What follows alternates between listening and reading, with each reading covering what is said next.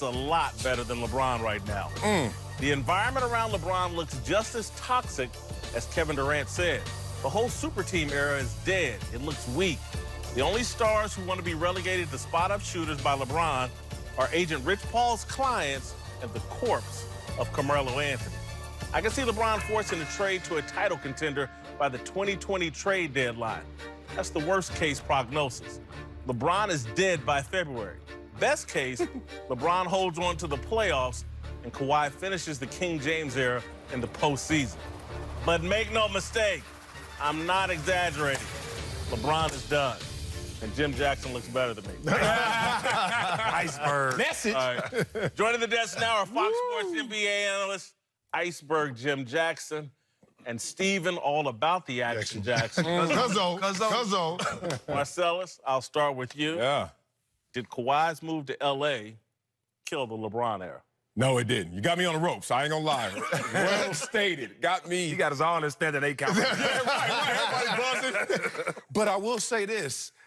He didn't kill LeBron in this era of dominance for him, but he's forcing LeBron to fight right now. And this is the first time we've seen LeBron really have to fight. We tried to pit him against Kobe. They never matched up in the playoffs together, so it didn't work. Now LeBron is somebody who's formidable right there in your building and is trying to take the landlord, trying to take the tenant, trying to get that signature on the paper saying, we run L.A. So it's interesting, this energy about this rivalry is really placed on LeBron. He's the commonality. He's the common denominator. Think about it. We're excited as Clippers. We're excited as the NBA because we see parity. We see dynamic duos all across the league. But let's stay in Staples Center.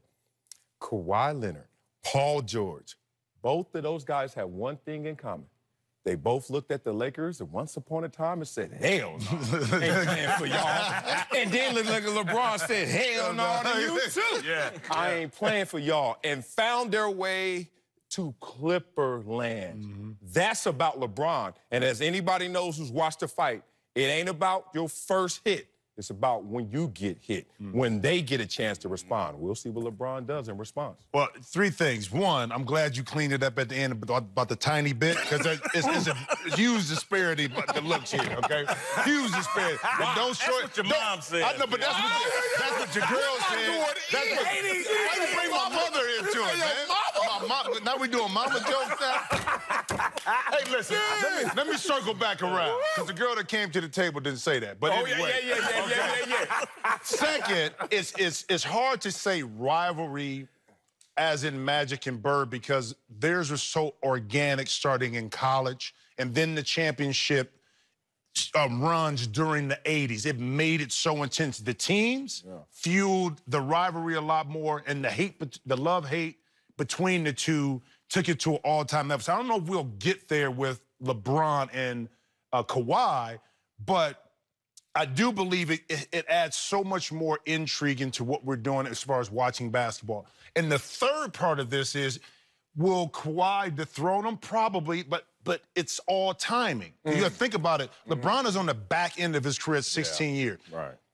Kawhi is only 28 years old. If we go back to 2014, when LeBron was at the peak, in that 14 finals, my man averaged about 28 points a game. But Kawhi got the I know he got the MVP, but what I'm saying, when you go back and forth, I hear you. You know, in time, it's a little bit different, but I love this fact of this. And you said this.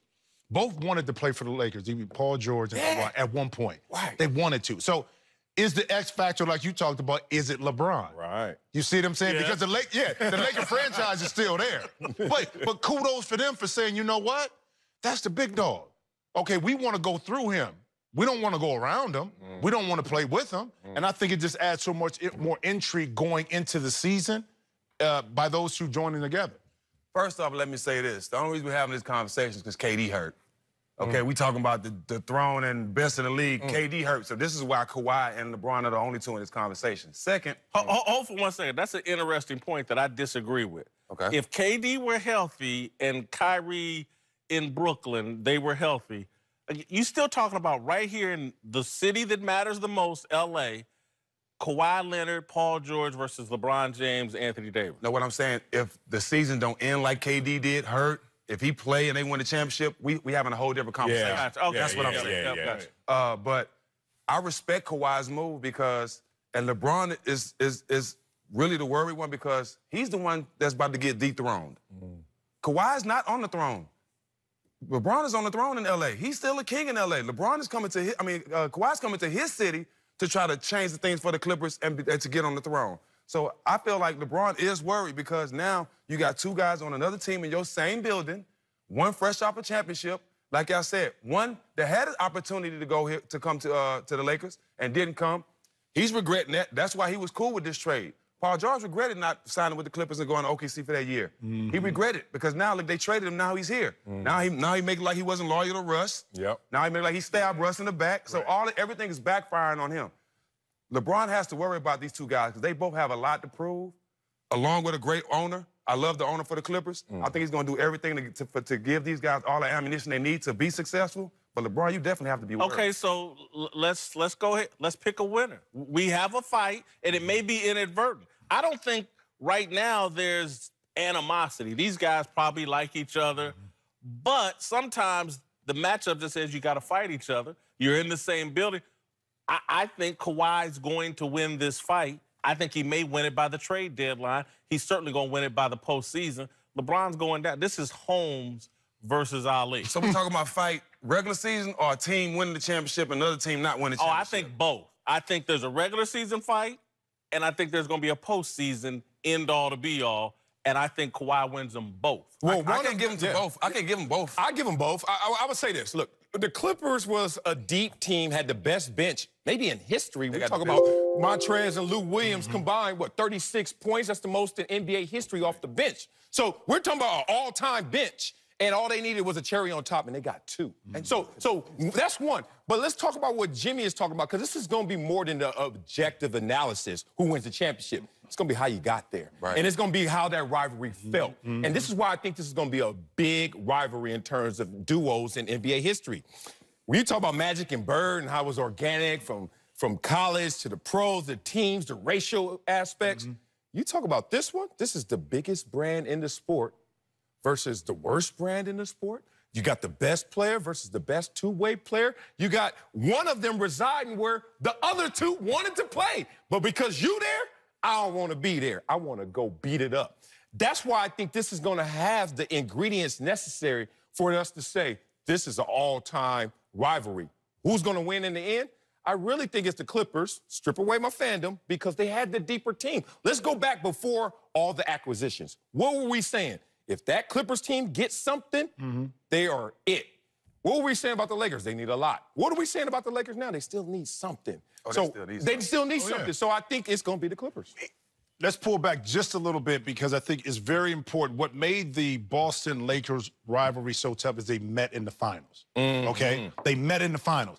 Unfortunately, we're not going to see that. So, but what we will be able to see is if they can meet in the Western Conference Finals for the next 3 to 4 years. All home games. Okay, you see what I'm saying? All home games. Now, that narrative takes on, I think, a storyline of its own because these two teams, these particular players, are fighting to get to the championship. Who can contend? Who can keep one out of that race? It's going to be very important to how, I think, at the end of the day, the storyline changes. Now, for the Lakers, I want to say this. The Clippers are built right now a lot better for the short term and long term than the Lakers. Yes, sir. The Lakers still have some moves to make. Let's see what happens during the course of the season, what additions that the Lakers make to try to contend with what we have over here at the Clippers. Because I still think we're a long way away from that aspect of where we're going. But the makings from an NBA perspective and living in L.A., think about it, every game you go to.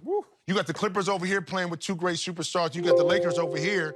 You can't lose if you're a basketball fan in the NBA, more importantly, if you live here in L.A. And then you got to think about, too, you got, when they do play, you got the top three two-way players in the game. Kawhi and Paul on one team. Yes. And you got AD on the other side. But then look at this, the Clippers.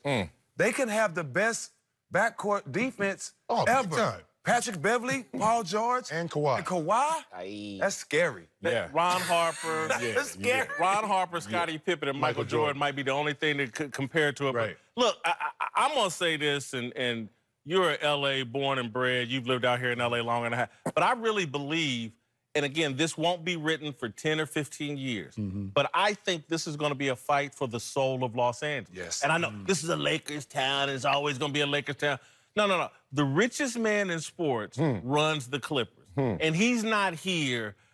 He's here to conquer. Yeah. That's what he does. Yeah. And to topple. And so Julius Caesars is sitting over there, LeBron and the Lakers, and his little LeBron small council is Jeannie Buss, Rob Pelinka, Linda Rambis, and Kurt Rambis versus this new up-and-coming guy that wants the throne. I'm Jerry West, Lawrence Frank, Doc Rivers, and Steve Ballmer.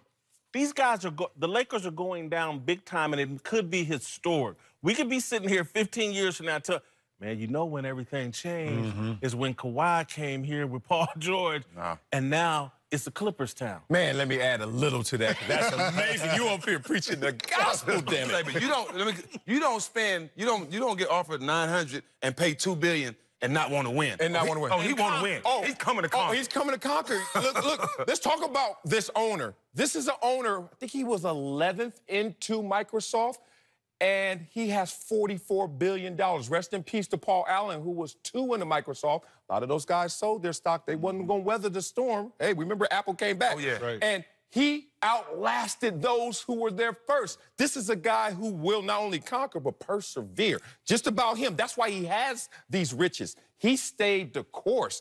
2, this is the first time I'm born and bred L.A., that there is a real rivalry in Staples. This is the first time there's a real rivalry in basketball. The Clippers have never been great when the Lakers were great. The Lakers have been great much longer than the Clippers. This is the first time we got a real balance of power, in least perception. And last but not least, Christmas Day. I'm going to apologize to my family and my little man right now. But when the Clippers play the Lakers, ain't no presents getting open. You should have free season tickets, man. They should give you some. They should give you season. Hey, y'all need to give him season tickets. Must he been fighting for y'all through the ups and the downs? I don't even need it. Look out for my man. This is going to be the first time I tailgate a basketball game. I tailgate a basketball game. How about this? How about that? The fact that now, let's look at the corporate pressure. The Clippers are now putting pressure on the Lakers to step up, because before this trade, the Lakers were still comfortable. They felt that, even what was going on, the Clippers were still a side note in regards to where they were at. Because they didn't have that player. Now, them having the 2 players, along with everything else, it was always pressure about Ballmer coming in, okay? But because they weren't winning, it wasn't the same. Now, it puts so much more pressure on the organization to have to do better, to have to step up their game like the Clippers. So it's going to be interesting not just to see what happens on the court, but also what happens in that front office at the Lakers now that the Clippers are there. Well, Jim, that was going to be my next point in terms of Jerry West, Lawrence Frank, Doc Rivers, Steve Ballmer. They're all on the same page. If things go sideways over for the Lakers, a lot of finger pointing. Who's going to take the blame for the fall of the Lakers? You think LeBron James is going to take that? No, trade me. Get me up out of here. You think this, what's happening now could be the beginning of the end for Jeannie Buss. Or it could go to the other side if they do the right thing. It could catapult them to make sure that their corporate standing is taken care of. It could go either way. No, I'm with Whitlock. There's instability in the structure. I know, but the pressure can make them rethink about how they went about operating, because it's more pressure on that side. They got a coach that half of them don't even want. Man, people, that's what I said. More than half. Y'all remember in the 80s they had that show, That's Incredible? Yeah. And they used to always have the dominoes just falling and spelling out stuff. Mesmerized, right? Look at that. But if you ever saw the wobbly domino, it's a wrap. It ain't gonna last. And this is what it is. You got a coach in Frank Vogel who got to look over his back, walk out of meetings backwards because Jason Kidd up in there, right? You got Rob Pelinka who know he's hanging on by a thread by every move, every transaction. Right. Finger pointing. So when they fight